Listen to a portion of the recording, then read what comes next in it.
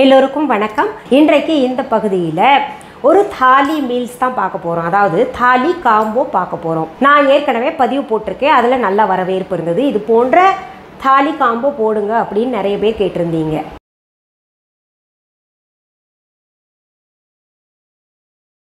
சரி, இப்போது இந்த சப்ஜி எப்படி செய்யலான்னு பார்க்கலாம். நான் இன்க்ரீடியன்ட்ஸ் எல்லாம் இப்போ உங்களுக்கு சொல்ல மாட்டேன். டிஸ்கிரிப்ஷன் பாக்ஸில் எவ்வளவு அளவுன்னு நான் போட்டு வச்சிடுறேன், அதை நீங்கள் பார்த்து தெரிஞ்சுக்கோங்க. இப்போ நம்ம கடாய் ஒன்று அடுப்பில் வச்சாச்சு. அடுப்பை பற்ற வச்சுக்கலாம். நம்ம இந்த கோபி, அதாவது காலிஃப்ளவர் சப்ஜி செய்யறதுக்கு முன்னாடி காலிஃப்ளவர் நீங்கள் வாங்கிக்கோங்க. அதை கட் பண்ணிவிட்டு அதில் புழுவெல்லாம் இருந்ததுன்னா நீக்கிட்டு, கருப்பாக இருந்ததுன்னா அதையும் நீக்கிடுங்க. அதற்கு பிறகு நல்ல சுடுதண்ணி வச்சுக்கிட்டு அதில் மஞ்சள் உப்பு போட்டு அதில் ஒரு 5 நிமிஷம் ஊற வச்சுருங்க. ஏன்னா நம்ம கண்ணுக்கு தெரியாத கிருமிகள் ஏதாவது இருந்ததுன்னா அது போயிடும். அதுக்கப்புறம் அதை வடிகட்டிக்கிட்டு நீங்கள் தனியாக எடுத்து வச்சுக்கோங்க. அது போல் பார்த்தீங்கன்னா நான் செஞ்சு வச்சுருக்கேன் பாருங்கள். நல்ல மஞ்சத்தூள் நிறையாவே போட்டிருக்கேன். அப்புறம் உப்பு போட்டு நான் சொன்னது போல் செஞ்சு வச்சுருக்கேன். வாணலி சூடாயிடுச்சு. அதில் கொஞ்சம் தேவையான அளவு எண்ணெய் விட்டுக்கோங்க. இதில் கொஞ்சம் கடுகு போட்டுக்கோங்க, சீரகம் கொஞ்சம் போட்டுக்கோங்க, அடுத்தது கொஞ்சம் பெருங்காயம் போட்டுக்கோங்க. அது பொரிஞ்ச உடனேயே நம்ம பொடியாக நறுக்கிய வெங்காயம் சேர்த்துக்கணும்.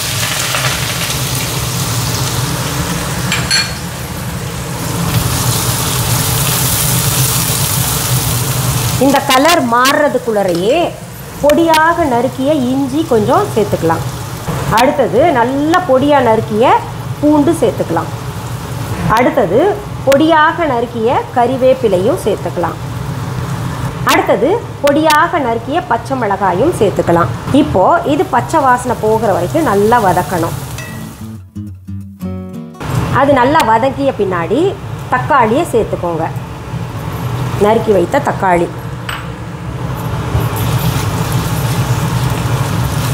அடுத்தது இதில் உப்பு சேர்க்கலாம். நான் காலிஃப்ளவரில் ஏற்கனவே உப்பு சேர்த்துருக்கேன், அதனால் பார்த்துக்கோங்க. என்ன பிங்க் கலரில் உப்பு இருக்குது அப்படின்னு கேட்டிங்கன்னா ஹிமாலயன் சால்ட். இது நம்ம 4 டிஷ் ஒரு நாளைக்கு பண்ணோன்னா மாற்றி மாற்றி உப்பை பயன்படுத்துங்க. சரி, இப்போ இந்த தக்காளி நல்லா குழஞ்சு போயிடணும். அதுக்காக நம்ம மூடி போட்டு மூடி வச்சிடலாம். இப்போ தக்காளி பாருங்கள் நல்லா குழைவாயிடுச்சு. அதில் இந்த காலிஃப்ளவரை சேர்த்துக்கலாம். இதில் சேர்க்க வேண்டிய பவுடர்ஸ் என்னென்னா, ஏற்கனவே மஞ்சத்தூள் இருக்குது, அதனால் நம்ம மல்லித்தூள் கொஞ்சம் சேர்த்துக்கலாம். அடுத்தது மிளகாய்த்தூள் சேர்த்துக்கலாம். இப்போ இதில் லேசாக தண்ணி தெளிச்சிட்டு வேக வைக்கலாம். நல்லா பெரட்டி போட்டு மூடி வச்சிடலாம். வேகட்டும். அடுப்பில் காலிஃப்ளவர் சப்ஜி வேக வைக்கிற வரைக்கும் நம்ம அடுத்த ரெசிபி என்ன அப்படின்றத பார்க்கலாம். இப்போ அடுத்த ரெசிபி பார்க்கறதுக்கு முன்னாடி இந்த சப்பாத்திக்கு மாவு பிசைஞ்சு வச்சுருங்க. அதாவது நான் இன்றைக்கி கீ ரொட்டி செய்ய போகிறேன். அதுக்கு மாவு பிசைஞ்சு வச்சுருக்கேன். ஊறிக்கிட்டு இருக்குது. இது பாட்டுக்கு ஊறிக்கிட்டு இருக்கட்டும். இப்போ காம்போ தாலிக்கு தேவையான அடுத்த ரெசிபி என்னன்னா, நம்ம பன்னீர் மக்கன் க்ரீன் கிரேவி பார்க்க போகிறோம். அதற்கான பொருள்களும் நான் டிஸ்கிரிப்ஷன் பாக்ஸில் எழுதி போடுறேன், பார்த்துக்கோங்க. நம்ம முதல்ல என்ன பண்ணணும்னா, ஒரு மிக்ஸி ஜார் எடுத்துக்கணும். அரைப்பதற்கு தேவையான பொருள்கள் என்னென்ன போடுறேன்னு பார்த்துடலாம். இதில் மிக்ஸி ஜாரில் ஒரு 2 பிடி போல் கொத்தமல்லி இலைகள் சேர்த்துக்கோங்க. அடுத்தது 1 பிடி போல் புதினாவை சேர்த்துக்கோங்க. அடுத்தது பச்சை மிளகாய் நான் 6 சேர்க்குறேன், நீங்கள் உங்கள் காரத்துக்கு ஏற்ற மாதிரி பார்த்துக்கோங்க. அடுத்தது பூண்டு பல் நான் வெட்டி வச்சுருக்கேன், அதையும் சேர்த்துக்கிறேன். இஞ்சி துண்டுகளையும் சேர்த்துக்கிறேன். இந்த காய் பாதி வெந்துருச்சு. அதை திறந்து பார்த்து நீங்கள் இந்த கொத்தமல்லி இலைகளை சேர்த்துக்கோங்க. கொத்தமல்லி இலைகளும் நல்லா வெந்தால் ரொம்ப நல்லாயிருக்கும். அதனால் அதை சேர்த்து மறுபடியும் கிளறி மூடி போட்டு வேக வைங்க.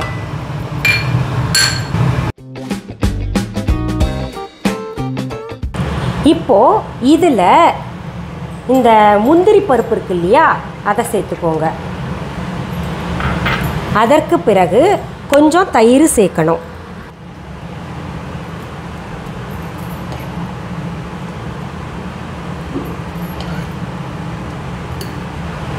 இதை நல்ல பேஸ்ட் போல் இப்போ அரைச்சி எடுத்துக்கலாம். அடுத்தது நான் பாருங்கள் பன்னீர் எடுத்து இப்படி க்யூப்ஸ் மாதிரி கட் பண்ணியிருக்கேன். அதை ஒரு பவுலில் போட்டுக்கோங்க. அடுத்தது என்ன பண்ணோன்னா நம்ம அரைச்சி வச்சுருக்கோம் இல்லையா இந்த க்ரீன் கிரேவிக்கான பொருள்கள், அதை எல்லாத்தையும் இதில் ஊற்றிடுங்க.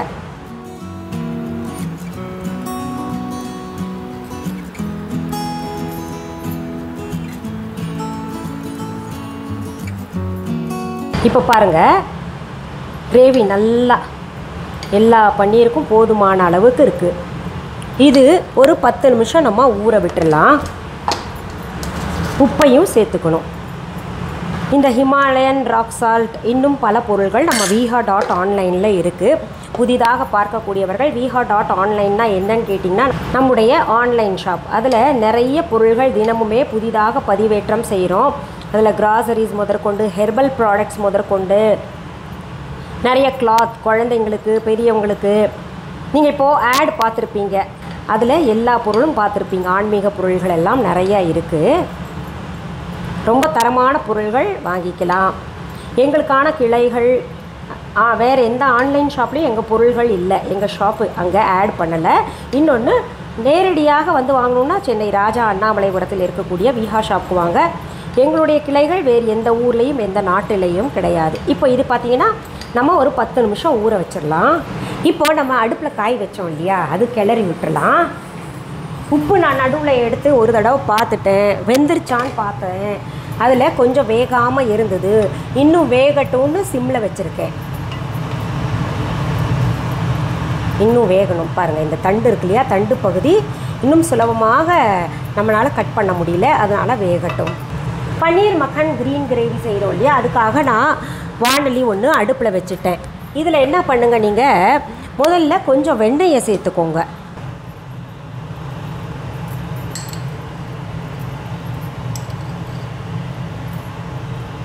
அதிலேயே நெய் அல்லது எண்ணெய் நீங்கள் என்ன பயன்படுத்துகிறீங்களோ அதை எடுத்துக்கோங்க.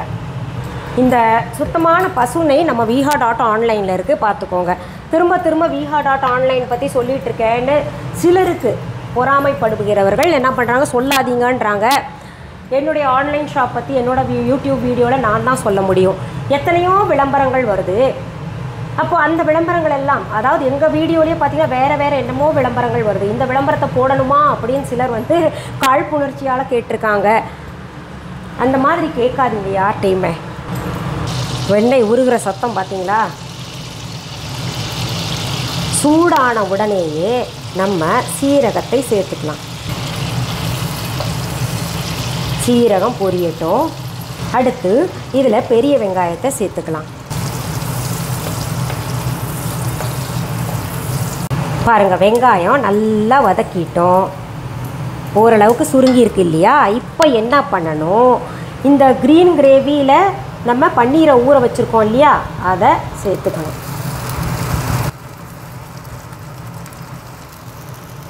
இப்போது இதை நல்லா கலந்து விடுங்க. இதில் உப்பெல்லாம் சரியாக இருக்கான்னு பார்த்துக்கோங்க. இதில் இப்போ நம்ம என்ன பண்ணணும்னா பால் இருக்கு இல்லையா, அதை சேர்த்துக்கணும்.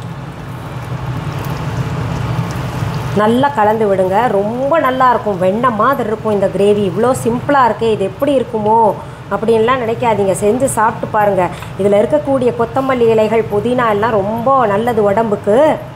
இது ஓரளவுக்கு கொதிக்கட்டும். நம்ம மூடி போட்டு மூடி வச்சிடலாம். இந்த காய் வெந்துருச்சா எப்படி இருக்குதுன்னு பார்க்கலாமா?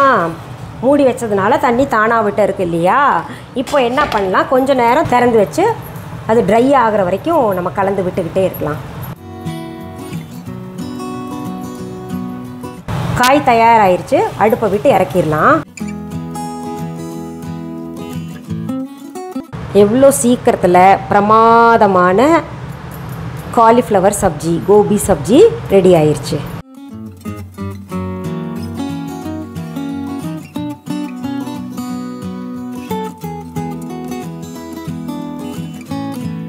அடுத்தது நம்ம இந்த அடுப்பில் வச்சோம் இல்லையா, பாருங்கள் எவ்வளோ அழகாக இருக்குது, பக்குவமாக இருக்குது. நடுவில் நான் கொஞ்சம் டேஸ்ட்டும் பார்த்துட்டேன், அவ்வளோ நல்லா இருக்குது டேஸ்ட்டு. இதில் அடுத்தது நம்ம என்ன சேர்க்கணுன்னா கொஞ்சோண்டு கரம் மசாலா சேர்த்துக்கலாம். சும்மா அந்த ஸ்பைசி ஸ்மெல் கொடுக்கறதுக்காக. அடுத்தது ஒரு 5-6 ட்ராப்ஸ் லெமன் சேர்த்துக்கலாம்.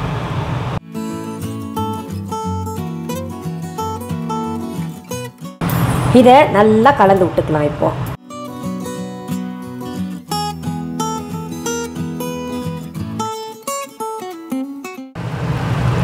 இப்போ பாருங்கள், பபிள்ஸ் வருது இல்லையா, போதும். இந்த அளவுக்கு வந்ததுன்னா நீங்கள் அடுப்பை அணைச்சி பவுலில் கொட்டிக்கலாம்.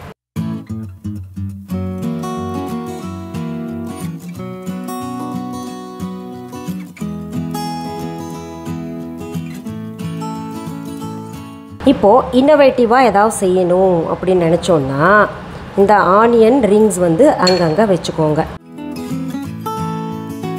இதற்கு பிறகு நம்ம வெண்ணெய் இருக்கு இல்லையா, கொஞ்சம் அப்படியே மேலாக போட்டுருங்க. ஏன்னா மக்கன் இல்லையா, இது மக்கன் க்ரீன் கிரேவி, அதனால் வெண்ணெயும் மேலே போட்டுக்கோங்க. இது வந்து நம்மளுடைய விருப்பம் தான், சும்மா இன்னோவேட்டிவாக ஏதாவது செய்யணுமே அப்படின்றதுக்காக. அதுக்கு பிறகு நம்ம இன்னும் இன்னோவேட்டிவாக செய்யணும்னு நினச்சா பால் வந்து அங்கங்கே 2 ட்ராப்ஸ் போட்டுக்கோங்க. இப்போது ஹோட்டலுக்கெல்லாம் போனால் நமக்கு இதுதானே டேஸ்ட், அப்புறம் தான் பார்க்குறோம் நம்ம. ஆஹா என்ன அழகாக வச்சுருக்காங்க அப்படின்னு சொல்லி பேசிக்கிறோம் இல்லையா.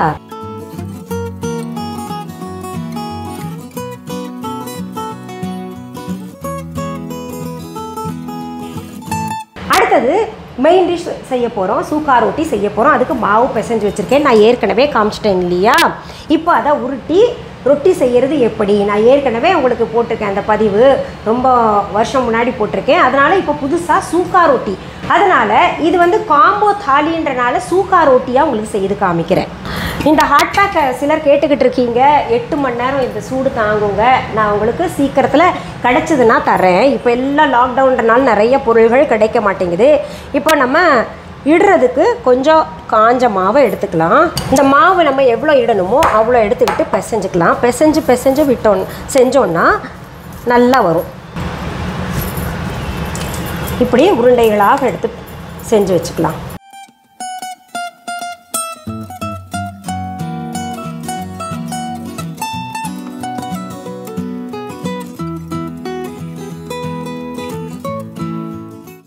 இப்போ இதை மாவு தொட்டு உருட்டிக்கலாம். போதும், இந்த அளவுக்கு உருட்டினா போதும். சப்பாத்திக்கு தான் கொஞ்சம் பெருசாக நம்ம உருட்டணும், ரோட்டிக்கு ரொம்ப பெருசாக உருட்டணுன்றது அவசியம் கிடையாது. தவா சூடாயிருச்சு, இதில் நம்ம போட்டுட்டோம். அடுத்தது நம்ம உருட்டிக்கிட்டே இருக்கலாம். இப்போ நம்ம தவாவில் போட்டது பாருங்கள், ஒரு பக்கம் வெந்துருச்சு. இப்போ அடுத்த பக்கம் நம்ம திருப்பி போடுறோம். இதில் இங்கே பபிள்ஸ் வந்துருச்சு பார்த்தீங்களா, அப்போ அந்த பக்கமும் நமக்கு ஓரளவுக்கு ப்ரௌன் ஸ்பாட்ஸ் வந்துருச்சுன்னு தெரியுது இல்லையா. இதை எடுத்து இப்படி வச்சுக்கோங்க. அடுத்தது என்ன பண்ணுங்கள், நீங்கள் இதை இப்படி போட்டுக்கோங்க. அந்த ப்ரௌன் ஸ்பாட்ஸ் வந்த இடத்த அந்த பக்கத்தை வந்து மேலே போட்டு வச்சுக்கோங்க. அடுத்தது பாருங்கள், இதை திருப்பி போட்டு இதை மேலே திரும்ப போட்டுக்கணும். இப்போது இங்கே பாருங்கள், இங்கே நல்லா ப்ரௌன் ஸ்பாட்ஸ் வந்துருச்சு இல்லையா. இதை நேரடியாக கேஸில் சுட வேண்டாம், ஏன்னா நிறைய பேருக்கு அது ஒத்துக்கிறது இல்லை. நான் ஏற்கனவே சொல்லியிருப்பேன், கேஸ்லேயும் நேரடியாக சுடலாம், அப்படி இல்லைன்னா தவாலையும் நம்ம சுடலாம் அப்படின்னு சொல்லியிருக்கேன். இப்படி தவாவில் சுடும் பொழுது ஒரு துணியை வச்சுட்டு அதை அழுத்தி நீங்கள் சுட்டுக்கோங்க. நேரடியாக கேஸில் ஏன் சுடக்கூடாது அப்படின்னா கேஸ்ட்ரிக் ப்ராப்ளம் வரும் அப்படின்னு எங்கள் அப்பா சொல்லுவார். அதனால் அந்த மாதிரி சுடலை. பாருங்கள், இப்போ பக்குவமாக சுட்டாச்சு. அடுத்தது இதை போட்டுக்கிறோம். இது ஒன்றா கூட நீங்கள் சுட்டு வைக்கலாம். இதுவும் சுட்டாச்சு.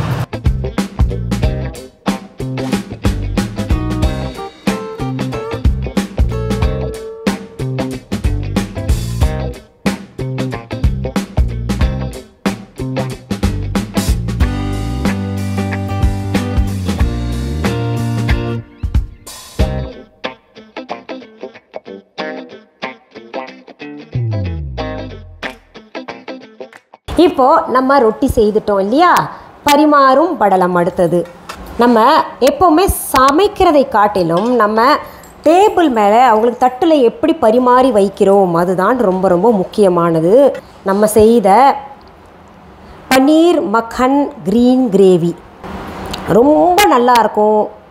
செய்து சாப்பிட்டு பாருங்கள், வித்தியாசமாக இருக்கும். இது வரைக்கும் இந்த சுவையில் நீங்கள் சாப்பிட்ருக்க மாட்டீங்க. மின்ட் அண்ட் கொரியாண்டர் பார்த்தோன்னா இது நல்லா இருக்குமோன்னு நினைக்காதீங்க. செய்தீங்கன்னா மற்ற கிரேவிஸை காட்டிலும் இதுதான் சுவையாக இருக்கிற மாதிரி தெரியும். அடுத்தது பாருங்கள், சப்ஜி வச்சுருங்க. அடுத்தது வெங்காயம் சேர்த்துக்கோங்க. வெங்காயம் சேர்த்துக்கிட்டால் ரொம்ப ரொம்ப நல்லது.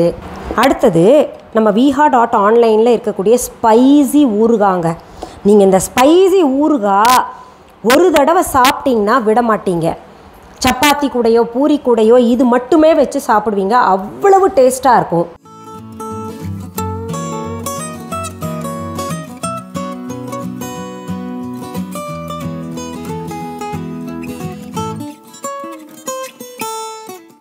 சரி, இன்றைக்கு ஹெல்த்தி காம்போ தாலி ரெசிபீஸில் ரொம்ப ஹெல்த்தியாக ஒரு தாலி உங்களுக்கு ப்ரிப்பேர் பண்ணி காமிச்சிருக்கேன். நிறைய பேர் கேட்டிருந்தீங்க, இது இரவில் மட்டும் சாப்பிடணுமா, பகல்லையும் சாப்பிட்லாமான்னு. அது உங்களுடைய விருப்பம். உங்களுக்கு சப்பாத்தி பகலில் சாப்பிட பழக்கம் இருந்தால் சாப்பிட்லாம், இல்லாட்டி பிரச்சனை இல்லை. இல்லைன்னா என்ன பண்ணுங்கள், இந்த ரோட்டி கூட கொஞ்சம் ரைஸ் நீங்கள் வச்சுக்கோங்க. இந்த லெமன் ரைஸோ இல்லை கீரை ரைஸோ என்ன நீங்கள் செஞ்சுருக்கீங்களோ அந்த ரைஸையும் வச்சுக்கிட்டு சாப்பிடலாம். சரி, இவ்வளோண்டு அதாவது ஒரு சப்ஜி ஒரு சைடு மெயின் டிஷ் பண்ணியிருக்கீங்களே, இது போதுமா அப்படின்னு கேட்டிங்கன்னா இது போதுமானது. நம்ம உடம்புக்கு ஆரோக்கியத்திற்கு என்னென்ன தேவையோ, ப்ரோட்டீன் இருக்குது இந்த பன்னீரில், மல்டி விட்டமின்ஸ் எல்லாமே பார்த்திங்கன்னா இந்த சப்ஜியில் இருக்குது. ஆனியன் சாப்பிட்றோம், பிக்கிள் லெமன் பிக்கிள் சாப்பிட்றோம். நம்ம தட்டு நிறையா வச்சுக்கிட்டு பிடிச்சதை சாப்பிட்டு வேண்டாததெல்லாம் ஒதுக்கிறத காட்டிலும் நம்ம கொஞ்சம் சமைச்சு நல்லா நிறைவாக சாப்பிட்டோன்னா தான் உடம்புல சேரும் இல்லையா? சரி, இந்த காம்போ தாலி செஞ்சு பார்த்துட்டு எப்படி இருக்குன்னு நீங்கள் கமெண்ட் பாக்ஸில் கமெண்ட் பண்ணுங்கள். இந்த பதிவை முடிக்கிறதுக்கு முன்னாடி நான் சொல்கிறேன், நம்ம எங்களுடைய விஹா ஆன்லைனில் நிறைய புதிய பொருள்கள் சேர்த்துருக்கோம். எங்களுடைய ஆன்லைன் ஷாப்பில் கிடைக்கக்கூடிய பொருள்கள் வேறு எந்த ஆன்லைன் ஷாப்லேயோ இல்லை வேறு எந்த கடைகள்லையோ உங்கள் ஊரில் உங்கள் நாட்டில் எங்கேயும் கிடைக்காது. அதற்கான இன்னும் பொருள்கள் என்னென்ன இருக்குன்றதை பார்த்தீங்கன்னா நீங்கள் இந்த விஹா ஆடில் பார்த்து தெரிஞ்சுக்கலாம்.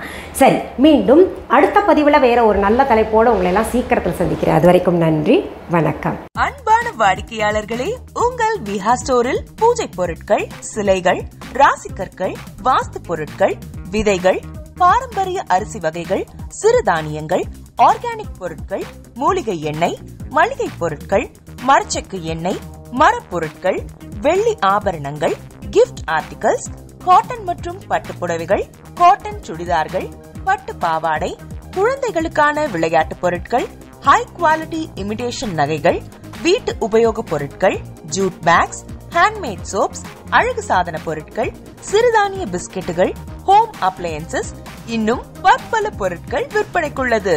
விஹா ப்ராடக்ட்களை நீங்கள் வாங்க விரும்பினால் அது எங்களுடைய viha.online வெப்சைட் மற்றும் சென்னை ராஜா அண்ணாமலைபுரத்தில் உள்ள எங்கள் விஹா ஸ்டோரில் மட்டுமே கிடைக்கும் என்பதை தெரிவித்துக் கொள்கிறோம். வேறு எந்த ஆன்லைன் வெப்சைட்களிலும் விஹா ப்ராடக்ட்கள் விற்பனைக்கு கிடையாது என்பதை நீங்கள் கவனத்தில் கொள்ள வேண்டும். எங்கள் விஹா ஸ்டோரின் விலாசத்தை கண்டறிய கூகுள் மேப்ஸில் விஹா ஸ்டோர் என்று டைப் செய்தால் வழியை கண்டறியலாம். www.viha.online வெப்சைட்டிலும் விஹா ஸ்டோரின் அட்ரஸ் உள்ளது.